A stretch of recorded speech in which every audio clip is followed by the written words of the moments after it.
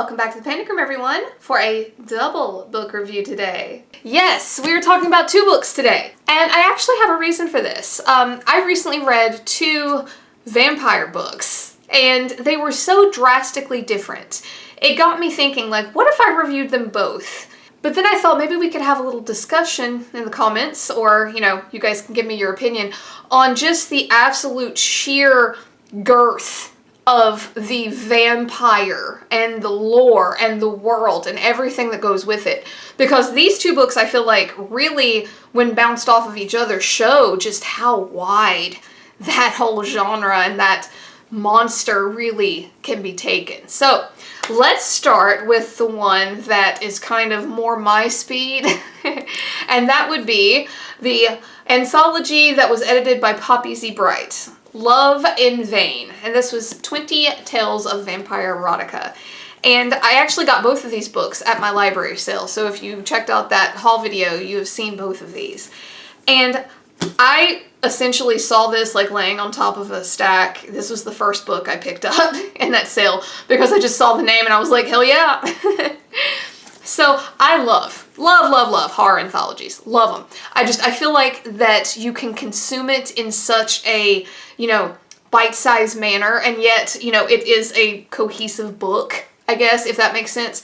And this one did not disappoint. You know, I really feel like it fulfilled its title. You had a lot of different iterations of the vampire, and at least like the idea of the vampire, you know, the taking of sustenance from a human. And you had erotica, which, you know, in a lot of ways to me is really woven into the vampire. You know, I know you have this whole idea of like the grotesque, the beast, so to speak, but very ingrained in vampire lore to me is this idea of just like the perfect person, the most beautiful woman, the most handsome man. You know, and I really like the idea of the fact that they are so alluring and so sexual is part of their hunting technique, so to speak. Because, you know, as attractive people, you know, they are more likely to be able to, like, get their fangs in you.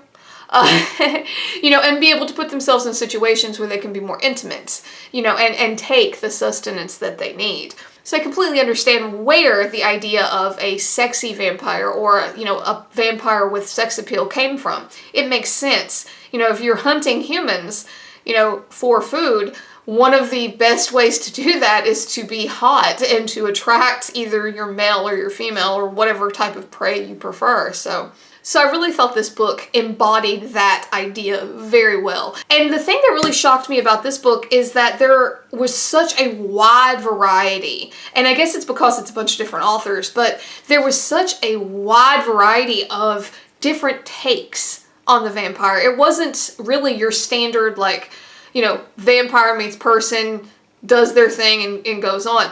There was so much detail put into this, and they were all very different to me. To all kind of be surrounding this very old trope of the vampire and to come off as very different from story to story, I really thought was impressive.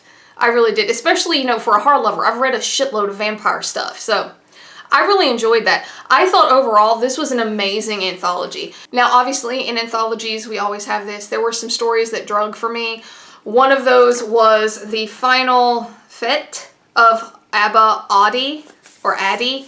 It wasn't bad. It had some beautiful imagery, actually.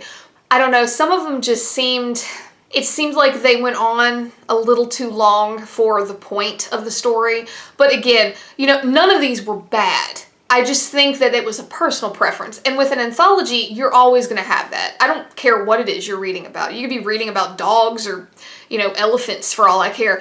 You're always going to have a story that you prefer over another when you have a collection like this. But overall, the stories were amazing. And I really, really want to drive the point home that I was really impressed with the variation of the take on the vampire. You know, you had a little bit of everything here, I thought. So let's move on to the second one. Now, I also got this book at the library sale, and Mrs. Horse actually found this and laughed at the title. And when I opened it and saw all the cuss words, I was like, well, you can't read this, but I can. And it is called Fat Vampire.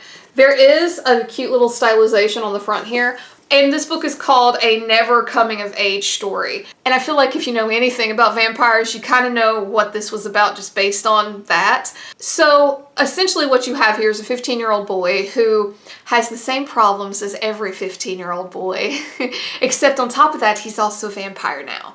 And you get a little bit of his origin story via flashback, but it's largely, you know, him trying to deal with being a teenager, you know, like liking girls or talking to girls and dealing with high school and stuff like this. And of course there is like this whole romantic kind of teeny bopper, I like this girl thing, but it does sort of take on a more like vampire-esque tone towards the middle of the book, because you have this whole like vampire underground that he finds. And of course there's like this journey that he has to go on and, you know, some intrigue there.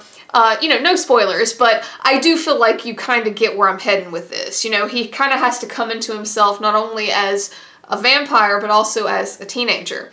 And it is funny because I myself have thought of this.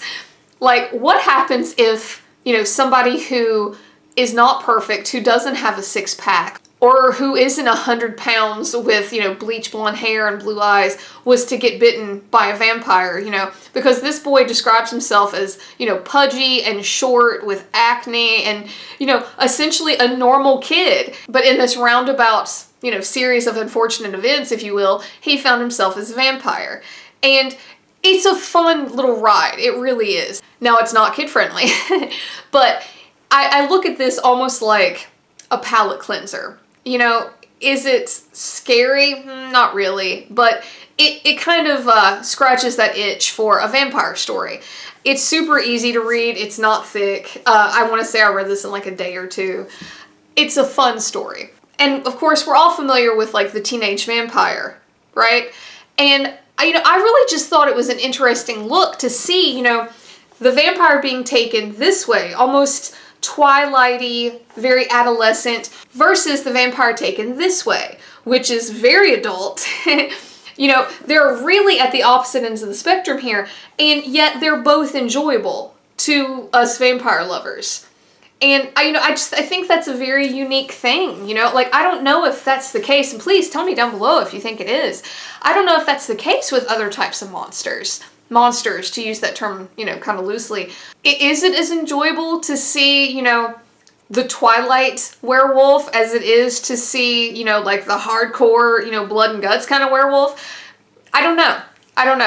I just thought that would be an interesting conversation to have. I'm curious to see what you guys think about that. I just think it's kind of awesome that something like the vampire that has been around for ages, literally ages, in novels and stories, you know, and in, you know, the collective human conscious, really, you know, can be taken in so many different directions and can almost be enjoyable in all of its different incarnations, you know? But anyway, guys, you kind of got a double book review here, and, you know, I'm super curious. I would really love to know. Comment down below. What do you guys think of this, like, world of the vampire? Which side do you find yourself falling on, you know? Do you like this, like, adolescent, fun vampire? Do you like the super erotic, kind of adult XXX vampire? You know, are you somewhere in the middle? Because I really enjoy both sides of the spectrum, honestly. I really do. I think it's really cool that, you know, that can even be the case. But guys, thanks for coming back to another video in the Panic Room. Please like and subscribe. It would really help me out. And until next time, bye for now.